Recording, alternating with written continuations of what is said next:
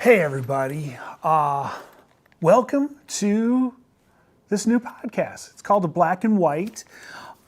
Its focus is sort of rediscovering the joy of reading.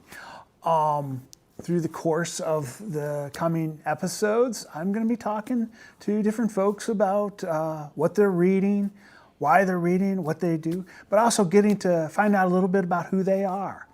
So today, this episode is unique. It's sort of the backgrounder episode, the prequel, if you will. And my guest is one and only Pam Shirtz. She is a former first grade teacher, and she has this year assumed a new role in that she is sort of a literacy specialist at Furry Elementary. And she works with kids, groups of kindergarten, first and second graders with their reading skills and their comprehension. And she also works with her fellow teachers, her colleagues. And she's well versed in all things literacy. She knows the science of reading, which is way above my head. And not something we're going to talk about much in the podcast, but I do want to, in hopes with this episode, to establish sort of a baseline of where we're going, why we're doing this. And we also talk about how the podcast is going to be in the future. So anyways, without much ado, let's get into it. This week's guest, Pam Shirtz. I'm Jeff Stacklin. I'm the Director of Communications. Thank you so much. Well, Pam Shirtz, hello. Welcome to our podcast. I'm excited. This is great. Yes. So you are sort of the initial guest for what is at this point called the Black and White. Right. Kind of playing off our school colors, black and white, but also paper and ink. Mm-hmm. So anyways, podcast. First of all, I'm going to talk a little bit more about the inner workings of the podcast shortly. But first of all, who is Pam Shirtz? Who am I? Oh, Lord. Okay, so I am, first and foremost, I'm an educator. I love education. I love working with people. So I actually was a Title I reading teacher for a couple years. And while I was in that journey, I found something called National Board Certification. And I thought, ooh, that looks kind of fun.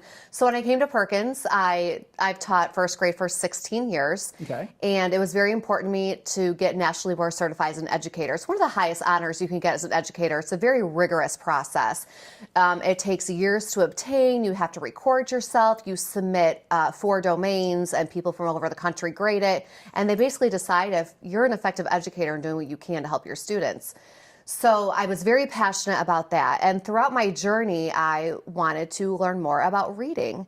So I went back to school. Well, I have my master's in educational administration because one day I really think I would like to take that leadership role to be a principal in a building.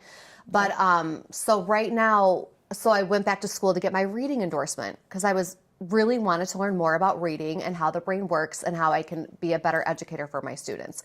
So I got my reading endorsement, which then led me to apply for a new position within our district. So now I am a Title I reading teacher and the literacy coach within our elementary building, which I thoroughly enjoy because I'm not just working in my own classroom, I'm also working with kids all over the building, specifically kindergarten and first grade, but I do work with second graders about 30 minutes a day.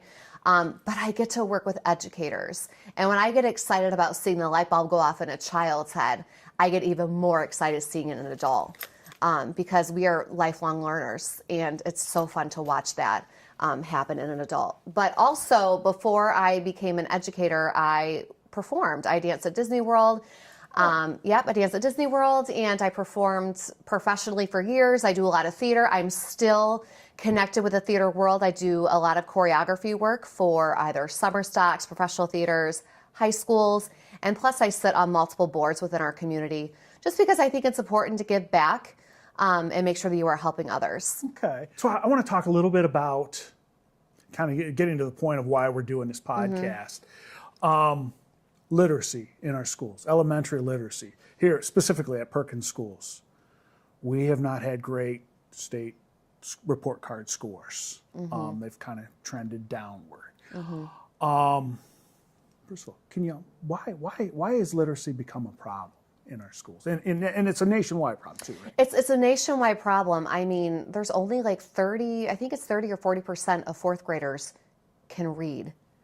And we're seeing that problem all across the nation. I think one thing is even though the science of reading is not new, it's been around for years. And the science of reading is research compiled on how a person actually learns how to read.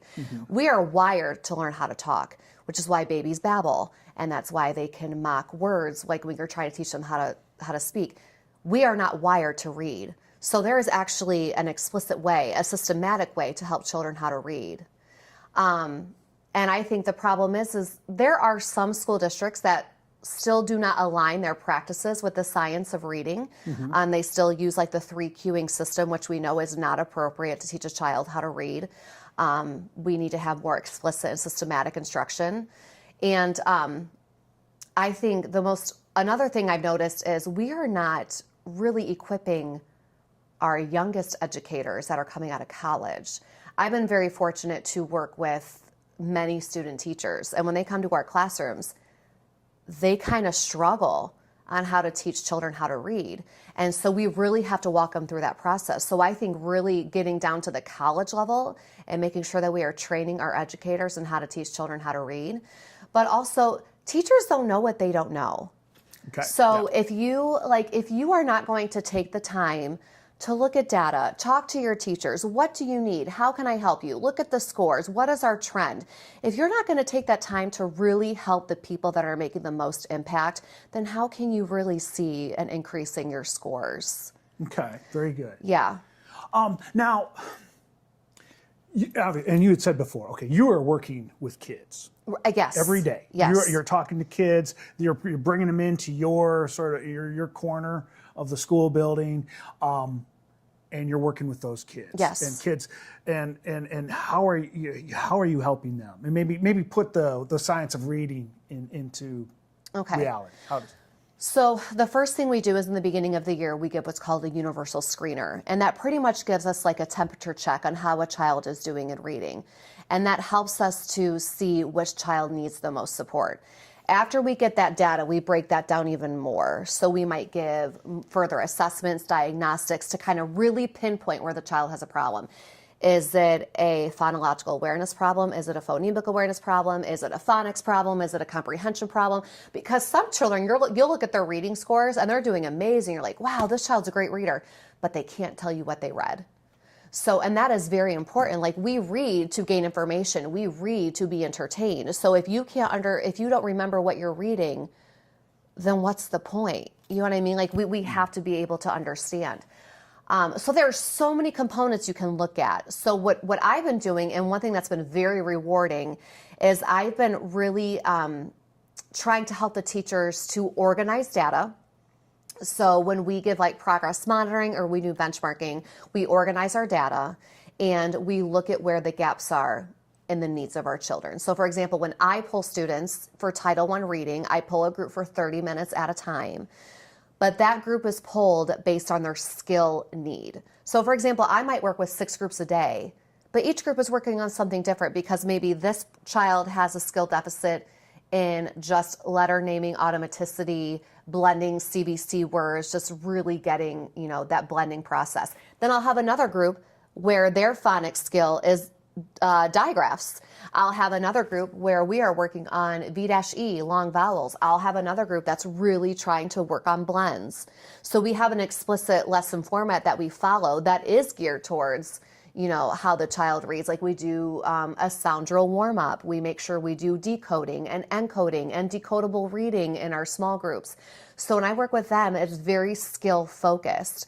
On top of that, when they go to their walk to read, so that is where like it's all hands on deck. So everyone in the grade level, from title teachers, speech pathologists, gen ed teachers, intervention specialists, we all come together and we kind of like flood the grade level. So if we have, I think for first grade, we have 11 teachers, and for second grade, we have 12 teachers that flood that grade level, and we meet the children where they are. So if I'm working with a child in title on digraphs, when they go to walk to read, they're also working on digraphs. So they're kind of getting that double dose of what they need and their skill level. Okay, so let's open this problem up, this situation. Obviously, you're working in school. What can we do outside of the school? Let's talk about, and this is probably where the black and white is going to be about. It's going to be about what we as a community, what we as parents, what we as aunts and uncles, older adults, anybody who has an influence on a kid who's in school, what can we do to help that kid read? So the child's first teacher is their parent. Okay, so I meet a child when they've been on this earth for 5 or 6 years. So the first teacher for a child is their parent. And I think, it's important that parents, what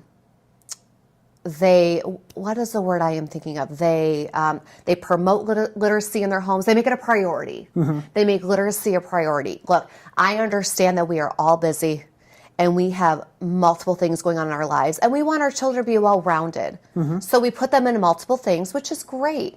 At the same time, it's important to not lose focus. Reading is the gateway to everything in life.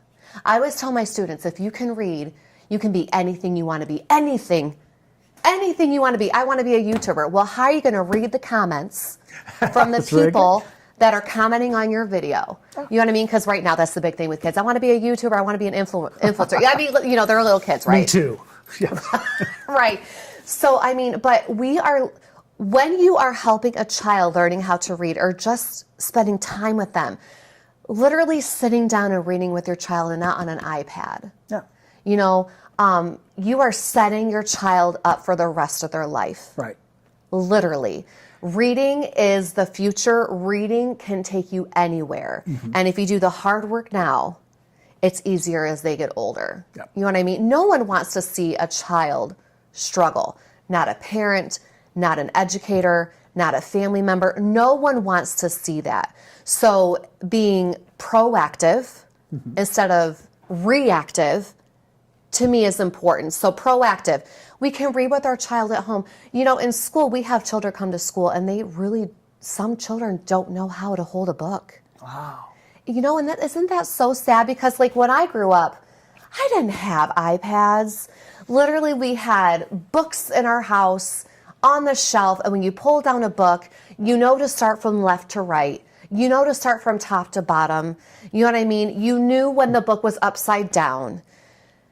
Little things like that, some children do not come with those skills in our schools. So we are trying to play catch up, right? And I assume that's a great function for a parent. Mm-hmm. Parents don't know the science of reading. Right. They don't know all the, the terms, the specific, basically they're to facilitate.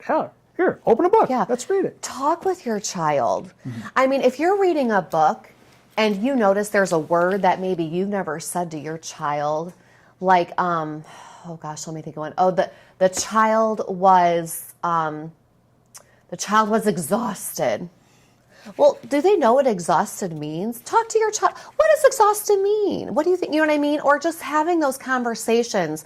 Having conversations with children and building their oral vocabulary is also helping them learn how to read. Mm-hmm. Reading is not always just putting your finger on words. It's conversating, it's vocabulary, it's giving your child experiences, building that background knowledge. So when we're reading a story in class about the farm, they understand what a farm is and they know what happens on a farm. You would be shocked how many kids have never even been to some things within our community that we assume as educators, you know what I mean? Oh, you know what I'm talking about. And they don't. So we try not to assume when children come into our classroom. We really try to give them as many rich experiences as possible because we don't know what experiences they have had before they walked into our schools. So, just parents getting involved and talking with their kids and reading with their kids. And I know, I have 5 nieces and nephews, and I know it is very convenient to hand the phone over and say, watch this story. Mm-hmm. But hearing your voice and having you pause and having you ask questions and pointing to the words with your child, showing them, look, this is how you track print. So important and valuable. Mm-hmm. How about your kids? One of the things that I think is important is leading by example. Sure. And I know that, I read a lot with my kids. My wife read a lot with my daughters. And I think it's important, though, also to read books myself. Sure. And let my kids see that I'm sitting and reading a book, and that I'm getting into it, and that I'm talking about it. I'm not just reading, staring at a book and entertaining, chuckle a funny part or something, but I'm actually talking. I talk to my wife, tell, hey, I read this great book because of this, or I'm talk to friends, hey, and I think that is important. Am I right there? Do I think, Well, sure. I mean, we try to do in schools all the time, like we try to model appropriate behavior. We model what a fluent reader sounds like. The same thing the parent can do at home. I mean, if you make it a value in your home and make it a priority, then your child's going to think, well, that's what we do. That's appropriate. And I think that's important to do that at home, because we really do try to do it in our schools. There's this book I want to read. It's called Come Home Reader. Okay. Teaching the reader in a digital world. Oh man, we are going through it right now. Okay. Battling, technology is a great thing, but there's nothing like holding a book in your hand. There's nothing like being able to turn the pages. Okay. You know what I mean? And so I think it is important to model that, have a book open. Physical you know book. what I mean? A physical book. Or, I know some people like to read on a Kindle because of their eyesight. I get that. But putting down the phone and stop scrolling and reading, even if it's something little.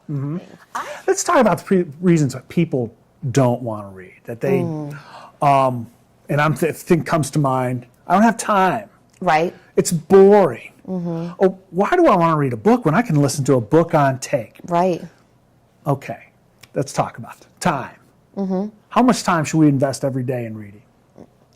I don't want to.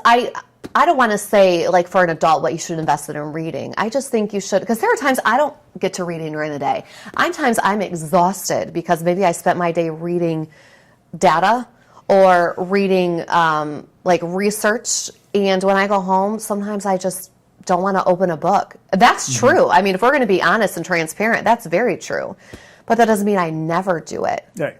You know what I mean? And I think it's important to always keep up to date. If you're passionate about something, then stay up to date on it. Yeah. My husband is so passionate about reading about history, and he'll read a book and he will tell me, oh my gosh, did you know that back in this day this happened? No, I didn't, because I'm reading about how to teach a child how to read. You know what I mean? But, I don't want to say you have to spend this much time reading, but I think it's important you make it a part of your life, for sure. Okay. For example, when I was going through grad school, oh my gosh, I read all the time. So I had to read for my classes. So sometimes to read for enjoyment was a struggle. I think we go through seasons in life. Yeah. You know what I mean? And there are some seasons of my life I'm I am reading and I am loving this. And there are some seasons where I'm oh my gosh, if I have to read one more research article to write this paper. I mean, am I right? You're going through it. And it's funny. My professor's probably going to watch this video at some point in time. That's okay. And I could tell you that I have not picked up a work of fiction in 4 weeks now. Yeah. Because I read 60 to 100 pages a week of heavy reading. Yeah. Research material. Now, some of it's real, it resonates with me, so I'm engaged with it. It makes sense. It's great. But yeah, so I don't feel like picking up a book. Well, yeah. And I feel like there's a part of me that's missing, because I'm a fan of fiction. I love fiction. And I haven't had that, so. And we're all human, right? Yeah. Even though I love reading and that is my job, we're human, and there are days where I just can't get to reading. Maybe I have rehearsal after school, and there's a lot going on in my life, or that season that I am in, and I just can't devote the time. But that doesn't mean I never do it. Right. How about the question about reading is boring? You're like, I think people find reading boring because maybe they haven't found the enjoyment in it. Right. Sometimes kids think reading is boring because they're doing the hard work right now. They're learning how to read. Yeah. So we're doing a lot of phonics. We're doing a lot of phoneme graphing mapping. What does that mean? Like we're putting the letter with the sound. So like if we're writing the word shop, sh, ah, p. Okay, let's dot it. Now let's write it. Now let's tap it. Now let's read it. I get it. But that's what helps us become accurate readers. Mm-hmm. That way when you are ready to pick up that short story or ready to pick up that chapter book, or I love it when a kid says, Mrs. Shirtz, I checked out this book at the library, and they are so excited and they are motivated to open the book and read because they have enough skills under their belt to decode words and tap out, and it keeps motivating them. Or now they're figuring it out. Mrs. Shirtz, what's this word? Oh, that's an OU. OU says ow. You know what I mean? So let's tap that word out. And so around, you know what I mean? So like then they're like starting to unlock the magic in reading. I think sometimes reading is boring to kids in the beginning is because they are learning how to do it. And it's a lot of hard work. Yes. Reading, it takes a lot of mental capacity. You know what I mean? And so it's a lot of work in the beginning, but we try to make it as fun as possible. I know like when I do small groups, sometimes I'll try to come up with a decodable or a story that's happening within our life. So around St. Patrick's Day, I had a story about leprechaun, but it was words that were decodable that they could figure out and feel successful at reading, because when kids feel success, then they want to do it more. It's like in anything. Sometimes we have to do that as adults. We have to find the enjoyment in reading, whatever it is. Right. You know? Well, let's talk about that. Finding because honestly, this podcast is going to be more geared for adults and not little kids. Little kids don't watch podcasts that I know of. Maybe they do, but we don't have to read books. But now talking about adults and finding, sort of rediscovering the joy of reading. And I think it kind of hit me a couple of years ago when I started reading a lot more fiction, and all along I've been writing news and some of the stuff that people need to know, and my prose was more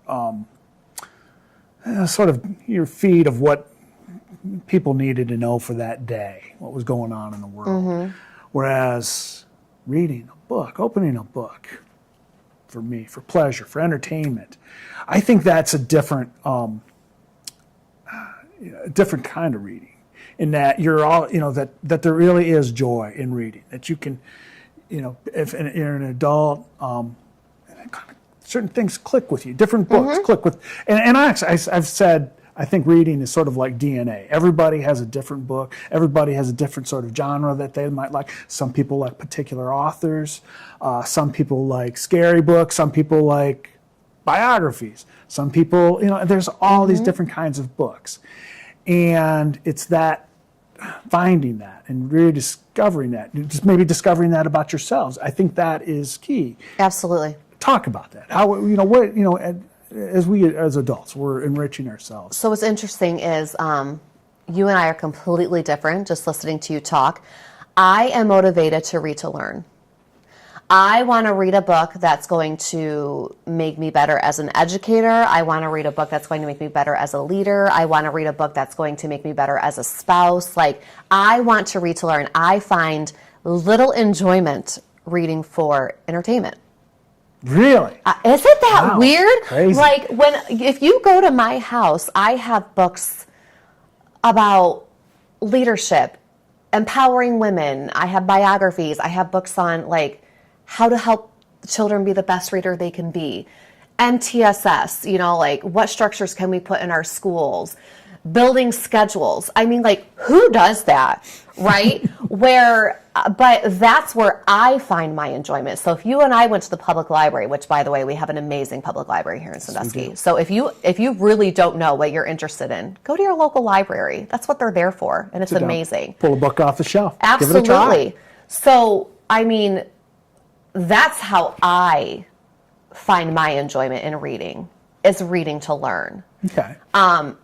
And I'm sure you don't feel that way, and that is okay. But I have a hard time turning my brain off. So if I'm reading a book for enjoyment, sometimes I'm not retaining what I'm reading because I'm thinking about, okay, wait, I have to do this, and what can I do for that person? I just cannot turn my brain off. Where my husband can read a book about, something in history, and he is completely taken by it for hours. I'm like, how are you still reading about World War II? You know what I mean? Like, but that's his, like he likes to read history. That's his enjoyment. There's no wrong way to read. I mean, I have people in my family who love cars, and they will read how to fix a car, and they will get a book and they will read how to fix a car. Reading is reading. I want to talk about the podcast going forward. Sure. Obviously, this is what I've called a prequel. Hopefully people come back and look at this. After this podcast is a screaming success, they're going to go back. How did this ever come about? And they go look at this episode and there was a method. There was a reason for doing it. Hopefully that. But the actual podcast itself, I want to set up, have kind of a cool format. I want to have a different guest every week. And that guest, I hope to be maybe a student at Perkins Schools, maybe a football player, maybe a basketball player, volleyball player, maybe the lead in the musical, maybe the someone drum in the major. band, someone in the choir, Those sort of, what we look at Perkins Schools is we look at, there's student leaders and they're celebrities. And especially our elementary kids look up to that kid as someone who's special. And what I'd like to do first, is get in, talk to the person, and find out what matters to that person. So their chemistry, their DNA, their things that I love playing football, or I love being a cheerleader. This is why, blah, blah, blah. And when I'm not in school, this is what I'm doing. And kind of just to get their background, get a little bit of biography. And then from there, the second part would be, let's talk books. I want to know what book, I've thrown out to the person to choose. What is your favorite book that you've ever read? Or maybe your current book. Pam Shirtz, what is your favorite book in life? Oh my gosh. Jeff, there's so many. Because I feel like books serve a different purpose in my life at different times. Isn't it funny how a book actually, you look back at different times in your life and you see a book that mattered then. I think back to college, 1984 was a defining book for my college career. Yeah. Poli-sci. For sure. Freshman year. No, absolutely. Oh my gosh, that is so hard. I like reading like Simon Sinek. He's good. He's basically like finding your why, your purpose, how to lead people. Leaders eat last is a good one. Basically being a servant to people, and but it's so weird that there's so many good books, but they've all played a different purpose in my life. The book I'm reading now actually brought it. Oh. Of course, because I love to read to learn. Okay. So this is called Small Groups, Big Results. So it's evidence-based routines on how to teach small groups in your classroom. So I do small groups all day, right? And so, but I just like to keep up with the research. And this is based on the science of reading. So keep up with the research, basically checking in with yourself. Like, what I'm doing, is it practical? Is it still aligned with my beliefs and how to teach children how to read? But also, I know there are some teachers in my building who want to get better at small group instruction. Well, I want to make sure that I'm equipped with the knowledge, so when I help them, I can truly have conversations and help them find the answers that they need. I'm not going to know everything. Right, no one's going to know everything. But I'm trying to equip myself with the knowledge to make sure I can help them, because I know that's going to be probably one of our goals within our school with multiple teachers, is small group instruction and how we can reach our students, you know what I mean, and their different skill levels. So like, I'm actually reading this book right now. It's by Julia Lindsay, and I just love how it's, it's very to the point. It's straightforward. And I appreciate that. And what I love is she was an educator, so she actually gives real world examples. It's not just all research. It's like, this has worked and this is evidence-based, and that's what I like about it too, like practical things that we can use in our classrooms. Okay. So that's the book I'm reading right now. But like, again, like right now, this book serves a purpose in my life. You know what I mean? Because I know next year we are really going to be working on this within our building with some teachers. So this book serves this purpose right now. Who knows what it'll be next year? You know what I Okay. mean? So, but again, like I'm just motivated to learn. And so I always choose books where I can just keep learning. Okay, cool. So, first part of the podcast is going to be sort of who you are, your walk of life.